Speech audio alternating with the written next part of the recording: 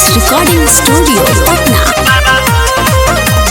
जल ढारे कोई लाल जूड़ा लगा के माथ में मंदिरे में बैठल रहे भोला जी के साथ में। ए मम्मी सुनो ना, जल ढारे कोई लाल जूड़ा लगा के माथ में मंदिरे में बैठल रहे भोला जी के साथ में।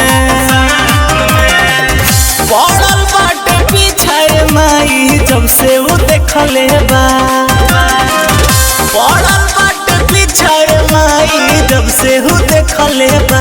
पुजारी जी के टांग के फेंकले बा, माई बसावा चढ़ले बा।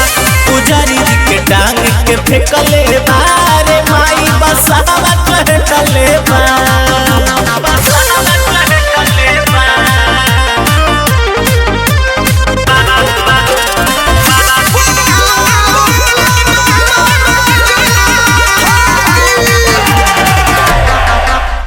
सुने माई बतिया रहे चढ़ोले अखिया लागे कि भंगिया हो खैले रहे। जे बारे गनी बती बिगड़ल ओकर महती हमारा पढ़ाई चलले रहे। सुने माई बतिया रहे चढ़ोले अखिया लागे कि भंगिया हो खैले रहे। जे बारे गनी बती बिगड़ल ओकर महती हमारा पढ़ाई चलले रहे। बेल के पतैया चढ़ावल सब लगे समेटले बा, बेल के पतैया चढ़ावल सब लगे समेटले बा। पुजारी जी के टांग के फेंकले बा, माई रे बसहावा चढ़ले बा। पुजारी जी के टांग के फेंकले बा, माई रे बसहावा चढ़ले बा। Sunrise recording studio Patna.